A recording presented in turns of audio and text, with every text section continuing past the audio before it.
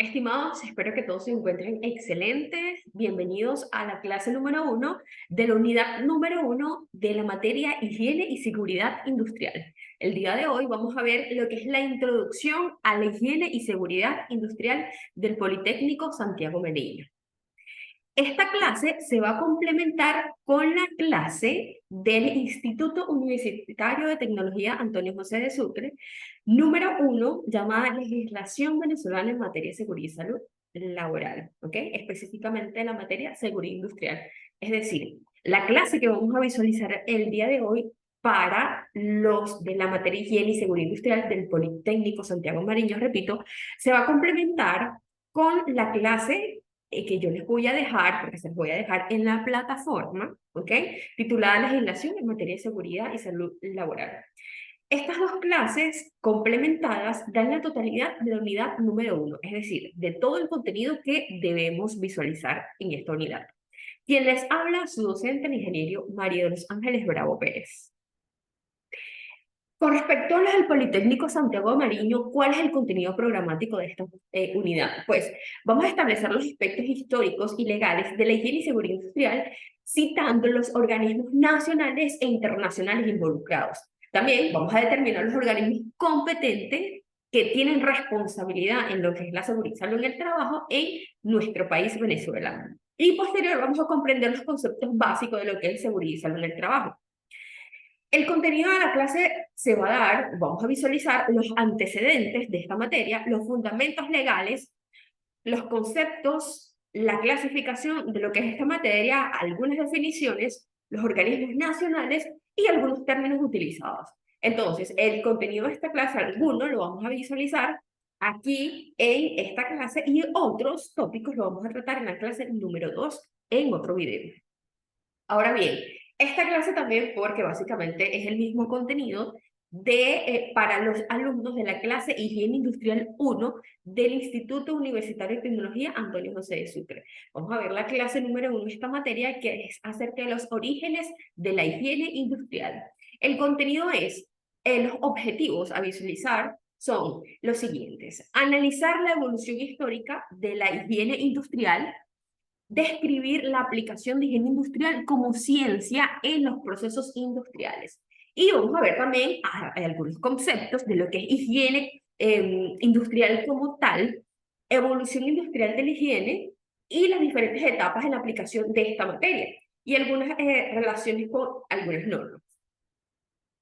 Ok, entonces vamos a hablar acerca de los antecedentes de esta materia a nivel mundial. Se puede afirmar que, porque esta materia, la seguridad y salud en el trabajo, es una de las ramas de la ingeniería, ¿ok? Entonces, está totalmente entrelazada. Entonces, se puede afirmar que la ingeniería inició desde que el ser humano comenzó a diseñar sus propias herramientas en años anteriores, desde los inicios de nosotros como seres humanos, herramientas que nosotros necesitamos para cazar, cosechar, defendernos o cuando descubrimos en aquel momento el fuego como primera fuente de energía. Con el tiempo, la ingeniería continuó evolucionando. El hombre creó la rueda, la palanca, la cerámica, el uso de materiales fundidos, etc. La ingeniería no debe su existencia a un decreto real, ¿ok? Ninguna orden, ninguna norma, ni fue creada por una legislación. Ella se ha desarrollado como prueba de la evolución del ser humano a lo largo de la historia, ¿ok? Entonces, podemos decir que conforme ha evolucionado la ingeniería, ha evolucionado lo que es la materia de seguridad y salud en el trabajo. Conforme han habido, como dije anteriormente, esta materia no ha sido proclamada o hay alguna norma técnica o algún decreto de que esta materia debe estudiarse, sino que en sí el hombre mismo ha desarrollado herramientas que le han permitido el avance tecnológico, social, incluso de supervivencia, como en los primeros tiempos, ¿ok? Entonces, desde las edades antiguas, ¿ok? La ingeniería se viene desarrollando y consigo la seguridad y la salud en el trabajo. ¿Y por qué esto? Porque en aquellos descubrimientos o en el desarrollo de todo este tipo de herramientas que se utilizaban anteriormente o simplemente procesos de trabajo o tareas diarias incluso del ser humano, se han venido desarrollando lesiones por el mal uso, el uso individual, el desconocimiento de estas propias herramientas que han sido fabricadas por el mismo hombre, ¿ok? Entonces, antes de lo que es lo que era o lo que fue, bueno, lo que sigue siendo, porque estamos en otra era de la revolución industrial, pero en los primeros pasos o antes que se diera todas estas revoluciones, de igual manera, el ser humano, nosotros como humanos necesitamos la seguridad y la salud en el trabajo, en nuestra vida, incluso no solo a nivel de trabajo, sino también en la vida cotidiana. Ahora bien, recordemos un poco cómo era la vida del ser humano antes de la revolución industrial. Recordemos que la palabra revolución es aquella en las que se dan cambios, ¿ok? Pero estos cambios se dan de manera brusca en el ámbito, puede ser a nivel social, económico, en una sociedad, ¿ok? Entonces, ¿cómo era la vida del ser humano antes de la revolución industrial, antes de la primera revolución industrial? Pues recordemos que el ser humano vivía básicamente de la ganadería, de la agricultura y de la artesanía. Dando paso a la primera revolución industrial, empiezan a generar esta serie de cambios. Por ejemplo, la primera revolución industrial que se dio a mediados del siglo XVII, ¿ok? Aproximadamente hacia el año 1760 y concluyó en la década del 1840 aproximadamente. En la primera revolución industrial, que fue el boom, ¿ok? Ya que se dieron a conocer todas estas máquinas que dieron incursión o dieron paso a avances tecnológicos y que trajo consigo, por supuesto, muchas oportunidades y evolución del ser humano, ¿ok? Trayendo consigo oportunidades de trabajo, porque este tipo de máquinas, por supuesto, crearon una serie de actividades que no eran, estas máquinas no eran 100% mecanizadas, sino que necesitaban la mano del hombre para que se pudiera dar a cabalidad, ¿ok? Entonces, en la primera revolución industrial, con el descubrimiento, o cuando se dio a conocer la máquina de vapor, la energía hidráulica y la mecanización, aumentaron consigo los accidentes de trabajo, puesto a que este tipo de máquinas primero eran nuevas, ¿ok? Se estaban poniendo en práctica. Ni siquiera las mismas personas que dieron a conocer este tipo de máquinas tenían claros los niveles de seguridad. Entonces, lamentablemente, esto trajo consigo un número de accidentes de trabajo y enfermedades ocupacionales, por supuesto, bastante alto. Luego pasamos a la segunda revolución industrial en esta nueva era. Más que todo reina lo que es la electricidad, ¿ok? Y también reina lo que son otras fuentes de energía. Anteriormente se daba lo que es la máquina de vapor, pero en la segunda revolución industrial no solo entra en curso lo que es la electricidad, ¿ok? Sino también entra el famoso oro negro, el petróleo, donde este es base de fuentes de diversos combustibles para justamente generar esa combustión y ese trabajo necesario para que diversas máquinas, no solo los vehículos, entraran en movimiento. También se da a conocer en esta segunda revolución industrial la producción en masa, recordemos el Fordismo, nuestro querido Henry Ford, quien es quien la da a conocer mayormente, las cadenas de montaje de la electricidad. La segunda revolución industrial se dio a mediados del siglo XIX, entre 1850 y 1950, perdón. Muchos libros, muchos textos dan por finalizada la Segunda Revolución Industrial cuando concluye la Primera Guerra Mundial en el 1914. Entonces, es importante revisar todos estos avances porque todos estos inventos, como le digo yo, descubrimientos, trajeron consigo numerosos accidentes y enfermedades ocupacionales, que por supuesto a lo largo de los años serían controlados. Luego pasamos a la tercera revolución industrial, que es llamada la era informática, donde vemos las automatizaciones de muchas máquinas, tecnologías de la información para la comunicación. Y esto se da a mediados del siglo XX y aún no existe un consenso de una fecha exacta de cuándo termina esta tercera revolución industrial. Ahora, luego pasamos a la cuarta revolución industrial, que es la era de la digitalización, en donde aprovechamos lo que es el Internet. las nubes, ¿ok? Para tener nuestro espacio y poder guardar nuestros archivos, las coordenadas digital y los sistemas cibernéticos y las robóticas. Se empezó a hablar de de la cuarta revolución industrial, perdón, fue en el año 2011. Ahora bien, la quinta revolución industrial habla acerca de la inteligencia artificial. Incluso he visto por allí que ahora el ser humano quiere fusionar esa tecnología robótica con la humana para simplemente crear una especie de híbrido que supere todas las capacidades que tiene el ser humano.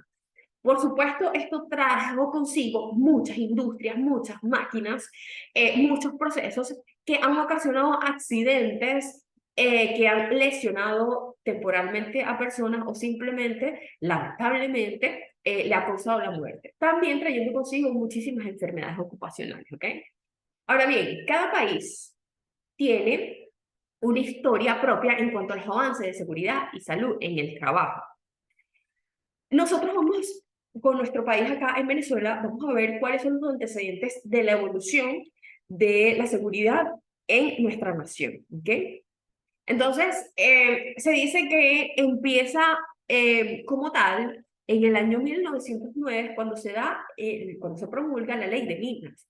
Esta ley de minas reguló las relaciones entre el Estado y las compañías que explotaban los recursos naturales. Luego, en el 1928, se promulgó la ley del trabajo. Aquí se estipulaba que las personas debían trabajar solo 9 horas. Pero esta ley se promulgó en el mandato de Juan Vicente Gómez y se dice que no se cumplía a cabalidad porque algunos patronos obligaban a los trabajadores, a pesar de que ya existía esa legislación, a trabajar de 12 a 16 horas de trabajo de manera continua, ¿ok? Luego, en el 1936, se reforma esta ley del trabajo, ¿ok? En donde esta ley del trabajo estipula el derecho de los trabajadores en cuanto a la higiene y seguridad industrial. Establece los días hábiles de trabajo. Indica que las mujeres y hombres de edad, las mujeres y los menores de edad, perdón, los niños, tenían derecho a trabajar, ¿ok? Incluso todavía los menores de edad tienen derecho a trabajar siempre y cuando cuenten con permisos y regulaciones, y la ley del trabajo dice que solo pueden trabajar 6 horas. Se creó el reglamento del salario, ¿ok? Todo trabajo tiene derecho, se estipuló que todo trabajo tenía derecho a ser remunerado. Y se prohibió el trueque y pago en lugares secretos, ¿ok?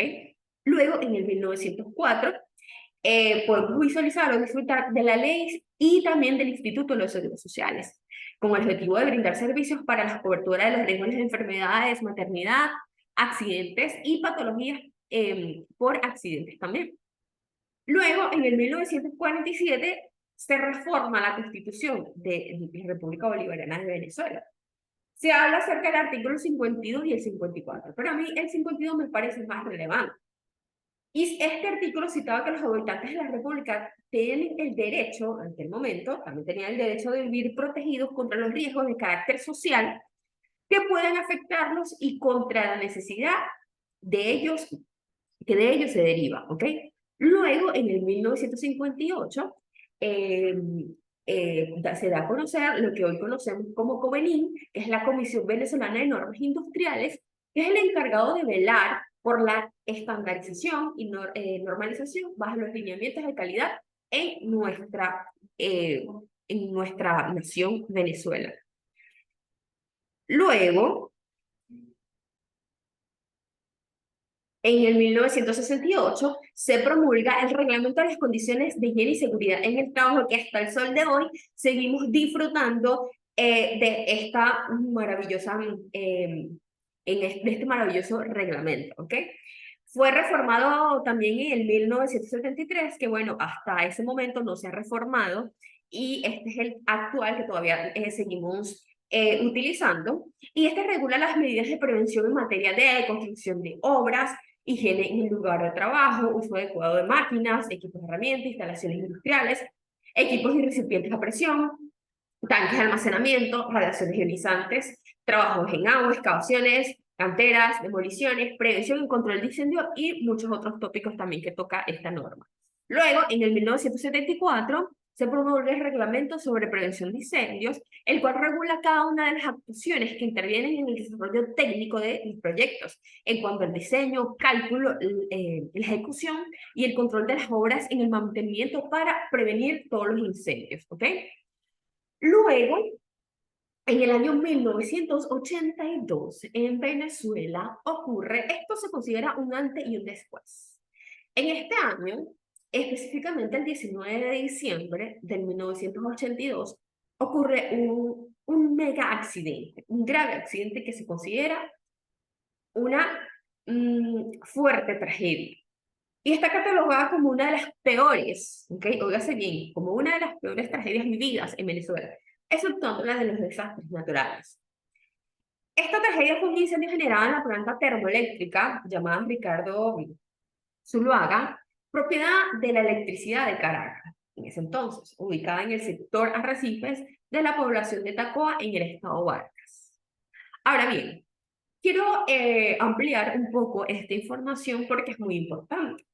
Y en el área de seguridad es, como les indiqué, es un antes y un después, porque lamentablemente este accidente, digo lamentable porque fueron muchas las víctimas, eh, que arrastró esta tragedia para que en Venezuela pudieran surgir algunos cambios en nuestra legislación y la seguridad y la salud en el trabajo se acentuara un poco más, ¿ok? Entonces, este accidente, como les comenté anteriormente, se dio en una planta termoeléctrica. Entonces vamos a ver un poquito qué es una planta termoeléctrica. Entonces, es aquella que, mediante el empleo de combustibles, aprovecha la energía técnica que se genera en la quema de dichas materias primas para la obtención de la electricidad. Es decir, que se aprovecha una energía, ¿okay?, para generar otra. En este sentido, el proceso de la quema de este combustible, ¿okay?, que genera energía térmica, es decir, calor, se obtiene la electricidad. Acordemos que esta planta termoeléctrica le pertenecía a la electricidad de Caracas. Entonces, se aprovecha el vapor generado en la quema de combustibles para poner en marcha estos generadores o motores, o también pueden ser turbinas, ¿ok? Es decir, se usa el calor que se obtiene con la combustión de estas fuentes de energía para producir electricidad, que servirá como para el consumo humano y que se transporta a través de todas las redes eléctricas para que los ciudadanos podamos disfrutar de esta electricidad, ¿ok? Este es el concepto de la planta termoeléctrica en la que pues, se dio este terrible accidente. Como les comenté, este accidente se dio lamentablemente en un diciembre, donde están en épocas decembrinas, donde las personas están pues simplemente esperando los días para estar en familia. Los venezolanos nos tomamos la Navidad muy en serio, y este hecho, de acuerdo a todo lo que he leído, marcó tanto nuestra nación que, bueno, el territorio nacional estuvo de luto, porque realmente fue una tragedia muy impactante, en donde un barco de petróleo llamado Murachi, de la empresa que era filial de PDVSA llamada Lagoven, estaba descargando 15.000 toneladas de fuel oil. Acuérdense que la planta termoeléctrica, les indiqué que funciona, ¿ok?, con un combustible. El combustible que utilizaba, no sé si todavía lo utiliza, para ese entonces, es el fuel oil. Entonces, ese barco que se encontraba descargando en uno de los tanques de almacenamiento de esta planta este combustible, ¿ok? Este fuel oil también es conocido como fuel éolo, que es un combustible hidrocarburo, es derivado del petróleo, producto de la obtención de la destilación de este petróleo crudo, ¿ok? Ahí podemos ver una foto de la primera explosión y ya vamos a ver la historia, cómo se desencadenó este terrible accidente. Bien, entonces esta tragedia comienza con que 3 trabajadores se encontraban en el área, ¿ok? 2 de ellos en la parte superior de la estructura, de 17 metros, para supervisar la operación del descarga. 2 de estos trabajadores se encontraban en la parte superior de los tanques, supervisando la descarga, que se realizara de manera eficiente y efectiva, la descarga del fuel oil en uno de los tanques. En ese momento se estaban haciendo descargas trasegado hacia el tanque número 8. El trabajador número 3 se encontraba en la parte de abajo, en la superficie terrestre, dentro de un jeep, ¿ok? No obstante, uno de ellos se percató que existía un punto de sobrecalentamiento en el tanque número 8 cuando se estaba realizando el trasiego, ¿ok? Claro, más adelante les voy a hablar acerca de las hipótesis o de lo que indicó cuál fue el informe de investigación, porque realmente no se sabe si es cierta qué fue lo que pasó, porque las personas que estaban allí, las dos personas, murieron en el acto, ¿ok? Entonces se dice que uno de los trabajadores se percató que existía un punto de sobrecalentamiento específicamente en el tanque número 8. Este trabajador imprudentemente abrió la puerta del tanque, ¿ok? Lo cual originó la entrada de aire. Recuerden que el aire es un compuesto, el aire no es un único gas, ¿ok? Entonces, el aire sí es un gas, pero está compuesto de muchos otros gases. Y principalmente está compuesto aproximadamente de 21% oxígeno. Eso no es exacto, es aproximado. Recuerden que nosotros respiramos aproximadamente 79% nitrógeno. El nitrógeno es un gas inerte, ¿ok? Entonces, en el aire, la mayoría de los gases son inertes, pero existe el oxígeno que es oxidante. El oxígeno forma parte del triángulo del fuego, de los tres elementos que se dan para que se dé el fuego. Entonces, cuando nosotros estamos inyectando aire, por ejemplo, en alguna parrilla, que estamos como que soplando la parrilla, estamos inyectando aire y eso es correcto porque estamos tratando de alimentar el fuego con oxígeno para que se avive. Entonces, si ahí tenemos los tres elementos. Tenemos lo que es el combustible, que es el fuel oil, tenemos el calor ideal y necesitamos el tercer elemento, que es nada más y nada menos que el oxígeno, para que se pueda dar el incendio, en este caso la explosión. Entonces, al levantar la tapa del tanque, pues por supuesto le vamos a estar dando ese tercer elemento que hace falta, ¿ok? Y por consiguiente, el avivamiento de las llamas que alcanzaron el tanque número 8. En este momento, lo que ocurrió fue una explosión en donde voló la tapa la primera explosión que voló la tapa del tanque número 8. Y como les indiqué, ocasionó la primera explosión. Esto se dio a las 6:30 de la mañana aproximadamente del 19 de diciembre. El trabajador que se encontraba en el jeep logró escapar, ¿ok? Porque tenía cómo, ¿ok? Y accionó de una manera rápida. Entonces los bomberos, policías, defensa civil combatían el voraz incendio intentando controlar, pero el tanque en llamas dificultaba el acceso, más el nivel del calor emanado y el humo denso, entonces hacía muy difícil el trabajo de combatir este incendio, además que mientras exista el combustible en llamas, el incendio no va a cesar. Entonces, si no es controlado de una manera que los bomberos saben cómo controlar ese tipo de incendios, si no se controla y el combustible esté presente allí, el incendio no se va a acabar hasta que no se queme ese combustible, ¿ok? Además, los bomberos alegaron que para ingresar o acceder al sitio también se dificultaba muchísimo, porque esta planta estaba básicamente sobre un cerro. Entonces, ingresar a ella se dificultaba muchísimo, había muchos contras. Luego, aproximadamente a las 11 de la mañana, los expertos creen que todo lo tienen controlado, que tienen controlado el incendio, informándolo así a los medios de comunicación. Aproximadamente a esta hora se informó que, bueno, que sí, que estaban todos los cuerpos policiales, de defensa, los policías, bomberos, controlando la situación y que ya todo estaba bajo control. Esta información se dio en aquel momento a todos los medios de comunicación, lo cual ya la gente pensó que todo estaba tranquilamente, ¿ok? Dentro del tanque en llamas existía un segmento de agua. Vi una experiencia de un experto indicando que dentro de esos tanques, adicional al fluid, existía agua, ¿ok? Entonces, existía un segmento de agua mezclado con el combustible en la base del depósito de este tanque. Y este agua con el combustible se recalentó, ¿ok? Entonces, cuando la agua se recalienta va a generar vapor. Entonces, ese vapor acumulado va a generar muchísima presión, ¿ok? Se calentó a cientos de grados centígrados. Justo a las 2:15 de la tarde del 19 de diciembre, ocurre un fenómeno llamado rebosamiento por ebullición, eh, lo que indican los bomberos, ¿ok? O en español podemos decir boilover, ¿ok?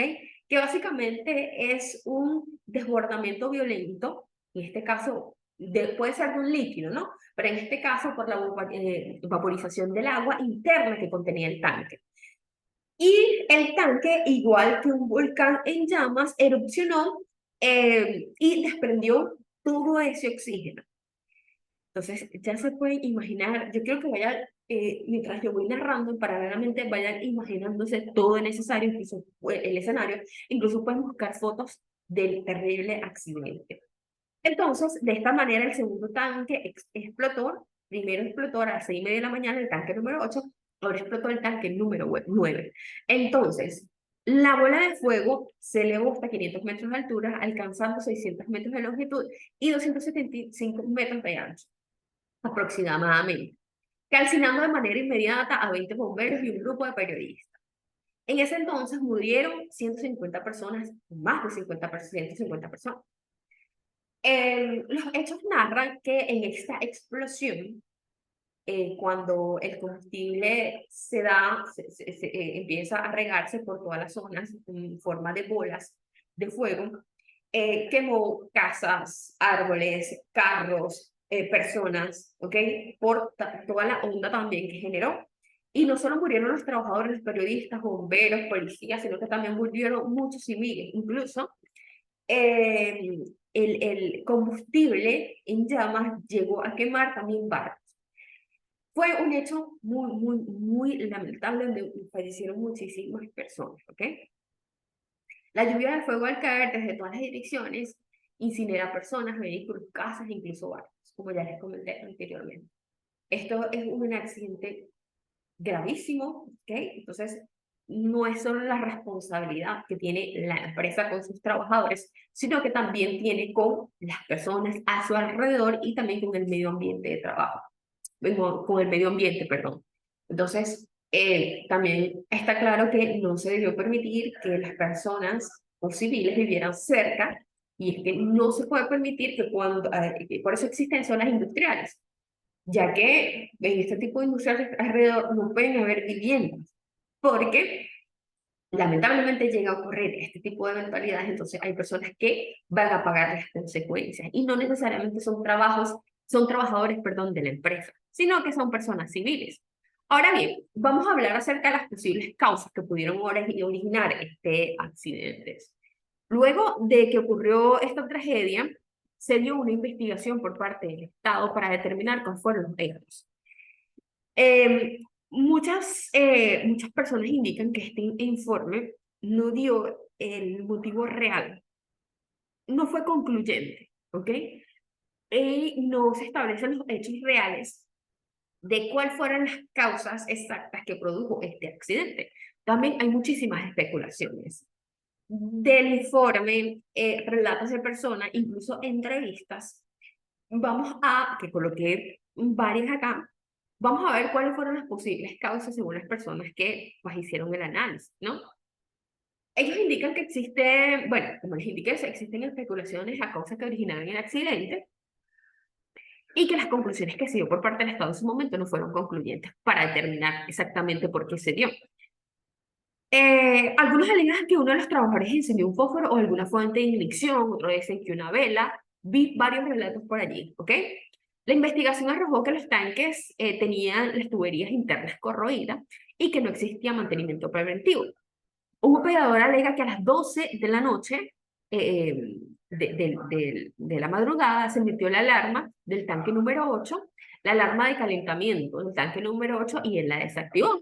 Entonces, él está en contra de las personas que dicen que no se ha realizado el mantenimiento preventivo, porque hay un informe que dice, el informe dice que estos sistemas estaban completamente inactivos, pero él indica que era operador, que trabajaba allí, que sí, que estaba de guardia incluso la noche anterior, antes de pasar a la tragedia. Una investigación indicó que los indicadores de temperatura, como les estaba comentando, y de altura de los tanques, que no necesitaron, o sea, no accionaron en su momento, estaban fuera de servicio. Por eso no accionaron. Situación que se mantenía desde hacía bastante tiempo y que obligaba al personal relacionado con la recepción del combustible a subir a supervisar el contenido del tanque cuando el fluid era bombeado desde el barco al suministro. Es decir, que no tenían el indicador de nivel y otros indicadores a nivel de seguridad. Además, la vía de ingreso a los tanques solo podía permitir la movilización del jeeps, ¿ok? Que utilizaban en ese momento de los operadores. Por eso el carro tanque de los bomberos que se llevó al lugar no pudo entrar en acción, ya que por angosto de la vía simplemente quedó atascado. Debe agregarse que los bomberos integrantes de la comisión se enteraron que los tanques de combustible no se drenaban, ¿ok? Por hacía mucho tiempo y por lo que contenía agua mucho antes que los bomberos llegaran con sus mangueras al sitio, ¿ok? Entonces ellos alegan que anteriormente, o sea, porque un experto indicó que estos tanques, desconocen su funcionamiento, su composición también, tienen agua internamente y que esta agua tiene que ser drenada cada cierto tiempo. Entonces la investigación alegó que estos tanques mantenían esa agua y que pues esa agua no había sido drenada, ¿ok? Lo que también ocasionó ese boilover que hizo que se diera la primera explosión. A todo esto se sube el desconocimiento de la forma de actuar frente a estos fuegos en tanques con hidrocarburos, por la empresa y por el personal de seguridad, por los cuerpos de bomberos también del Estado, que no, estos bomberos venezolanos que no tenían experiencia en ese tipo de incendios, que acudieron a las terribles citas confiando de que los sistemas de seguridad de la empresa también funcionaban. ¿Okay? En el sector petrolero, ante estos eventos similares, drenan el hidrocarburo hacia tanques ubicados alrededor, ¿ok? Son como, diría yo, que son tanques que están allí para atender alguna contingencia, que si ocurre algo con el tanque principal, pues tienen donde drenar este combustible para almacenarlo de una manera segura, ¿ok? Ubicados alrededor del que se está incendiando y enfriar las paredes de estos mismos tanques para confinar el fuego y restar la posibilidad de propagación al mismo. Pero en Tacoa el sistema de enfriamiento estaba fuera de servicio, ¿ok? Las conexiones del sistema de extinción de la planta no eran compatibles con la de los bomberos. Esto indicado por los bomberos en una entrevista que pude visualizar. ¿Okay? Los bomberos que estaban presentes en ese momento. Ellos indican que también, porque ¿qué pasa? Este tipo de incendio no se puede combatir con agua, sino con una espuma especial. Entonces ellos dicen que por la dificultad de acceso y por muchas otras razones no dio tiempo de inyectar espuma al incendio. Un operador alega que con la primera explosión del tanque número 8 se voló el anillo del sistema de espuma contra el incendio. Indicaban que no tenía el sistema de seguridad, pero él dijo que sí, porque él trabajaba allí. Él decía que sí, o dijo, porque la entrevista fue recién, que sí tenía su anillo de seguridad, donde existía lo que es la espuma contra incendio, pero la explosión número 1 del tanque número 8 voló este anillo de seguridad, ¿ok? Porque voló el techo del tanque número 8. Expertos indicaron que dejaran que se consumiera el combustible del tanque número 8 y enfriar todo el área perimetral y las zonas adyacentes al tanque. ¿Ok? Y los medios de extinción apropiados para el fuel oil es agua pulverizada, polvo BC y dióxido o dióxido de carbono, o llamado también por su fórmula química CO2. Y los medios de extinción no apropiados que no pueden utilizarse, tiene que tenerse bien claro, para incendios con este tipo de combustible es el chorro de agua, o sea, agua, no puede. ¿Ok? Entonces, este antecedente histórico, este accidente ocurrido, esta tragedia, marcó un antes y un después en Venezuela, ¿ok? Que pues nos da a entender que no hay que subestimar los niveles de seguridad y que también forzó un poco para que el Estado tomara acciones preventivas en materia de seguridad y salud en el trabajo en Venezuela. ¿Okay? Luego, recordemos que el accidente ocurrió en el año 1982 Y luego, en el año 1986, se crea la LOCSIMAT. Se promulgó la Ley Orgánica de Prevención, Condiciones y Medio Ambiente de Trabajo y se dice que tuvo poca o ninguna eficacia, ¿ok? Luego, en el año 1999, se forma la Constitución de la República Bolivariana de Venezuela y se consagra la sociedad social como un servicio público concebido con los sistemas que amparan todas las contingencias dignas de ser protegidas socialmente, incluyendo los riesgos laborales como un derecho social para todo ciudadano, ¿ok? Luego, en el año del 2012, se crea el INSACER. El 17 de agosto del año 2002 fue creado el INSACER con el objeto de garantizar las condiciones de seguridad y salud en los trabajadores en Venezuela, bajo lo establecido en el artículo 12 de la LOCSIMAT promulgada en el año 86. Luego, en el año 2005, se reforma la LOCSIMAT y también empieza el funcionamiento del INSACER. Se caracterizó principalmente, entre otros aspectos, por reforzar su carácter sancionatorio ante la violación de la normativa. En tal sentido, se evidencian 4 tipos de responsabilidades, que es la administrativa, civil, penal y la derivada del incumplimiento de esta normativa. Luego, en el año 2007, se da a conocer el reglamento parcial de nuestra LOCSIMAT, con el objetivo de desarrollar las normas de esta misma ley dirigida a promover y mantener el más alto grado de bienestar físico, mental y social de los trabajadores en todas las ocupaciones, ¿ok?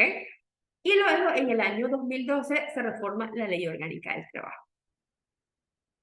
Ok, viendo conocido, hablado un poco los antecedentes históricos de nuestra Venezuela, vamos a hablar acerca de algunos conceptos básicos de lo que es seguridad industrial, ¿ok?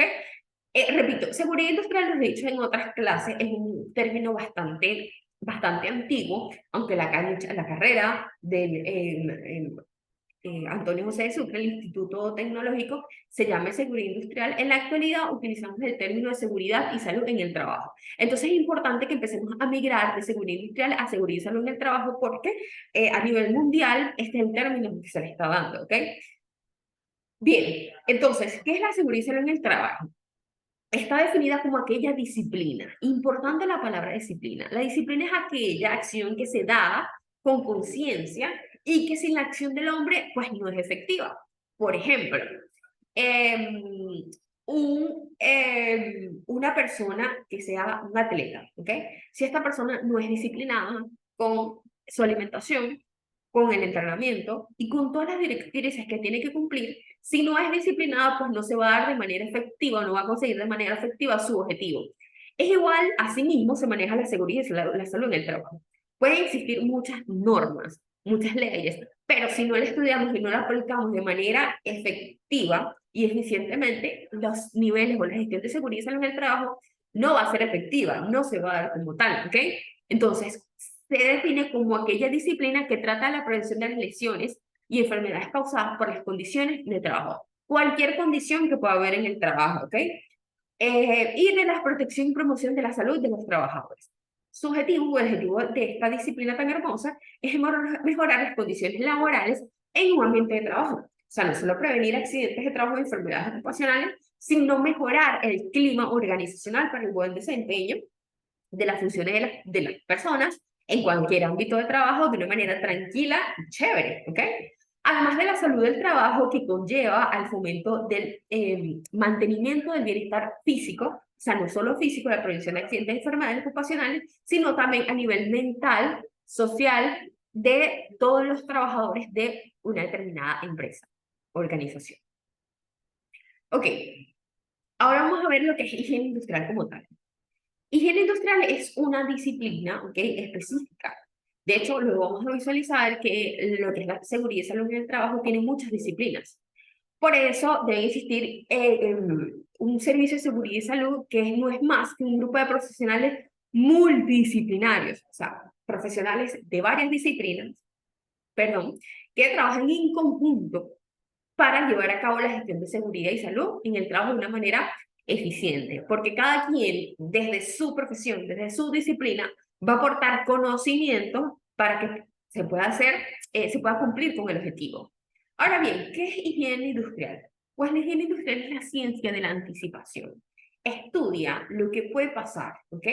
La idea es ver, evaluar cuáles son los posibles riesgos, peligros que pueden atacar a los trabajadores y evitar que estos peligros se conviertan básicamente o dañen a las personas a nivel de enfermedades, ¿ok? La seguridad y salud en el trabajo, más que todo, busca la prevención de accidentes, previene los accidentes. Y la higiene industrial se encarga más acerca de la prevención de aquellas enfermedades que por acción del trabajo, ya sea por la manipulación de alguna sustancia, cualquier agente puede afectar a la salud de la persona. Entonces la higiene industrial primero identifica. Entonces la identificación, primero vamos a identificar cuáles son esos agentes que puedan estar presentes y que puedan afectar a la salud de los trabajadores. Luego va hacia la evaluación. Vamos a evaluar qué tan impactante pueden ser estos peligros, ¿ok? Cuando ya se evalúa, ya migramos a lo que es el riesgo, porque estamos hablando de probabilidad. Y luego los controlan, ¿ok? Estos son los peligros, ya lo identificamos. Ahora vamos a evaluarlos. Evaluamos los riesgos, ¿ok? ¿Cuál es la probabilidad de la ocurrencia, ¿ok? Que tienen esos agentes o a dañar a la persona, no solo a la persona, sino también a las instalaciones y al medio ambiente, ¿ok? Y posterior a controlar esos riesgos que se originan en el lugar de trabajo o en relación con él y que pueden poner en peligro la salud y el bienestar de los trabajadores, teniendo también en cuenta su posible percusión en las comunidades vecinas, como vimos en el accidente que ocurrió anteriormente en Tacoa, y en el medio ambiente general. La higiene industrial estudia los factores ambientales físicos, como por ejemplo radiaciones, ruido, ventilación, temperatura, etc. También estudia los peligros físicos, los peligros químicos, perdón, como por ejemplo gases, vapores, polvos, los biológicos como virus, hongos, bacterias, etc. Entonces los estudia para evitar que se produzcan daños en la salud de los trabajadores que pueden estar expuestos a estos agentes y que como consecuencia a esta exposición de estos agentes, las personas puedan enfermarse, ¿ok? Ahora bien, términos muy básicos, pero que siempre vamos a utilizar en materia de seguridad y salud en el trabajo, lo que son los delegados de prevención. Los delegados de prevención son los representantes de los trabajadores, ¿ok? Los trabajadores, los delegados de prevención son elegidos por y entre los trabajadores, básicamente en palabras coloquiales, son defensores o velan porque los niveles de seguridad y salud en el trabajo de esa organización a la cual pertenece se den, se cumplan, ¿ok? El Comité de Seguridad y Salud en el Trabajo es un órgano, ¿ok? Que está conformado por diversos miembros. Uno de esos miembros justamente son los delegados de prevención y la otra parte son los representantes del patrono. La DOPSIMA discrimina lo que son, o sea, incluso un gerente de ventas es un trabajador, ¿no? Pero la LOPSIMAD no lo considera así. Entonces, la LOPSIMAD indica que todas las personas que tengan cargos que no sean de supervisor son trabajadores, por decirlo de alguna manera.